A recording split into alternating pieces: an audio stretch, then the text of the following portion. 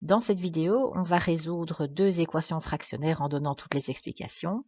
Il y a une autre vidéo dans la playlist qui te montre la résolution de deux autres équations fractionnaires, donc ça te fait 4 exemples pour essayer de bien comprendre la méthode. Alors, la première chose à faire dans la résolution d'une équation fractionnaire, c'est de poser les conditions d'existence, donc de chercher les valeurs de x qui sont interdites parce que, dans ce cas-ci, elles vont rendre le dénominateur nul, ce qui est interdit. On ne peut pas diviser par 0. J'ai donc ici trois conditions d'existence à cause des trois dénominateurs différents qu'on a. Le premier dénominateur x ne peut pas être égal à 0. Le deuxième dénominateur x plus 1 ne peut pas non plus être égal à 0, ce qui revient à dire que x ne peut pas être égal à moins 1. Ça me fait déjà deux valeurs interdites pour x. Et le troisième dénominateur, x carré plus x, ne peut pas non plus être égal à 0. Alors dans ce cours-ci, c'est pas vrai de façon générale, mais dans ce cours-ci, je te promets que quand il y aura trois dénominateurs différents, c'est que le troisième, c'est le produit des deux autres. Donc ici, effectivement, si je fais x fois x plus 1, si tu distribues, tu vas bien voir que ça donne exactement la même chose. Ça fait x carré plus x. Alors, x carré plus x différent de 0 revient donc à dire, grâce à la règle du produit nul, que x doit être différent de 0 et que x plus 1 doit être différent de 0, c'est-à-dire x différent de moins 1. On revient sur les mêmes conditions d'existence que celles qu'on avait déjà données.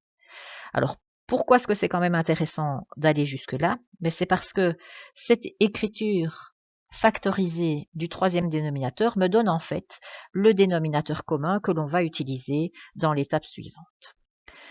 Venons donc à la résolution de l'équation de départ. Je vais mettre chacune des fractions au même dénominateur. Et le dénominateur que je vais choisir, c'est justement x fois x plus 1. Alors, la troisième fraction ici, je n'ai rien changé, j'ai juste réécrit autrement x carré plus x. X carré plus x, c'est x fois x plus 1, donc je n'ai pas changé la fraction. Par contre, dans les deux autres fractions, j'ai mis ici en rouge ce qui était déjà écrit dans l'énoncé de départ, mais pour avoir le même dénominateur des trois côtés, il faut que je multiplie ce que j'ai là par quelque chose pour que ça donne le même dénominateur. Donc ici, pour avoir du x fois x plus 1, je dois multiplier par x plus 1. Mais si je le fais en dessous, je dois le faire au-dessus, pour ne pas changer l'énoncé de départ.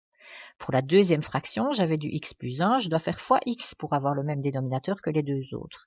Mais donc, je dois le faire aussi au-dessus. Donc, ça me donne 4x plus 4 moins x carré, le tout sur x fois x plus 1, parce que quand j'ai deux fractions qui ont le même dénominateur et qui sont additionnées ou soustraites entre elles, je peux l'écrire sous la forme d'une seule fraction. Et à droite, on a x carré moins 2 sur x fois x plus 1. Alors, j'ai deux fractions de part et d'autre de l'égalité, deux fractions qui doivent être égales, elles ont le même dénominateur, donc obligatoirement, si elles doivent être égales, c'est qu'elles ont le même numérateur. Et donc, je peux laisser tomber les dénominateurs, voilà ce qui reste.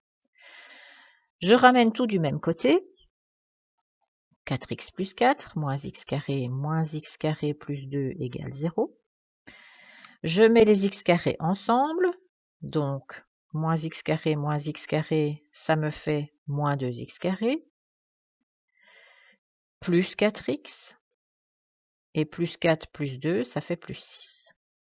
L'équation de départ, qui était relativement complexe, grâce à tout ce que je viens de faire, revient à résoudre simplement une équation du second degré, moins 2x carré plus 4x plus 6 égale 0. Alors là, on va utiliser la méthode classique du réalisant, donc A vaut moins 2, B vaut 4, C vaut 6. Donc ρ vaut B carré moins 4 fois moins 2 fois 6. Ça fait 16 plus 48, ce qui fait 64. C'est positif. Donc, ça veut dire que j'ai deux solutions qui s'obtiennent en faisant moins b, plus ou moins racine de ρ, racine de 64, ça fait 8, sur 2 fois moins 2, ça fait moins 4. Alors, quand je fais avec le plus, moins 4 plus 8, ça fait 4 divisé par moins 4, ça fait moins 1. Moins 4 moins 8, ça fait moins 12. Moins 12 sur moins 4, ça fait 3. Donc, j'ai envie de dire qu'il y a deux solutions à mon équation de départ, mais en fait, je dois vérifier si ces solutions sont acceptables parce qu'il y avait des conditions d'existence. Et en regardant mes conditions d'existence, je vois que la solution x égale moins 1 est à rejeter à cause des conditions d'existence. Et donc finalement, mon équation de départ n'a qu'une solution, qui est la valeur x égale 3. Voyons un autre exemple. De nouveau, je commence par la condition d'existence. Le dénominateur, c'est-à-dire x carré plus 5x plus 4, ne peut pas être égal à 0. Alors, c'est une expression du second degré dont je cherche les valeurs de x qui la rendent nulle. Je vais donc utiliser la règle du ρ, donc a égale 1, b égale 5, c égale 4. Si je calcule ρ, 5 au carré moins 4 fois 1 fois 4, 25 moins 16, ça fait 9.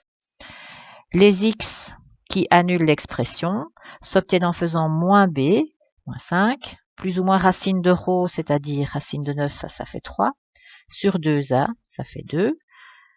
Moins 5 plus 3 moins 2 divisé par 2, moins 1. Moins 5 moins 3 moins 8 divisé par 2, moins 4. Donc, la condition pour que l'expression existe, c'est que x ne soit ni égal à moins 1, ni égal à moins 4. Alors maintenant que mes conditions d'existence ont été résolues, je vais résoudre mon équation. Alors on a déjà de la chance, on n'a qu'une seule fraction à gauche et un égal 0. Une fraction vaut 0 si le numérateur de la fraction vaut 0. Donc ici, ça fait 3 fois x plus 1 au carré fois 2x plus 5 qui doit être égal à 0. On a pu laisser tomber le dénominateur puisque une fraction vaut 0 si le numérateur vaut 0 et qu'on a déjà bien fait attention aux conditions d'existence. On sait quels sont les x qui sont absolument interdits parce qu'ils annuleraient le dénominateur. Alors, je me retrouve à devoir résoudre une équation non fractionnaire qui est du type produit nul. J'ai un produit de 3 facteurs qui est égal à 0. Eh bien, on sait qu'un produit vaut 0 si un de ces éléments, un de ces facteurs, vaut 0. Donc, ça fait 3 égale 0. Bon, ça, c'est déjà pas possible. Il n'y a pas de x là-dedans. 3 n'est pas égal à 0. C'est fini. Ou bien x plus 1 au carré doit être égal à 0. Ou bien 2x plus 5 doit être égal à 0. Alors, on va résoudre chacune de ces petites équations séparément. X plus 1 au carré égale 0. Eh bien, qu'est-ce qui au carré donne 0? Il n'y a que 0 qui donne 0 quand on le met au carré. Donc, obligatoirement, x plus 1 doit être égal à 0. Ce n'est pas possible autrement. X plus 1 vaut 0 à condition que x soit égal à moins 1. Voilà une des solutions a priori de mon équation de départ. Je fais l'autre morceau, 2x plus 5 vaut 0 à condition que 2x égale à moins 5, c'est-à-dire que x égale à moins 5 demi. Et maintenant, avant de conclure, je dois vérifier si dans les conditions d'existence, il n'y a pas des solutions que j'aurais éventuellement obtenues là pour le moment. Eh bien si, malheureusement, x égale moins 1, je vois que je dois la rejeter à cause des conditions d'existence. Par contre, moins 5 demi, il n'y a pas de souci, je peux l'accepter. Donc finalement, la seule solution de mon équation de départ, c'est x qui vaut moins 5 demi.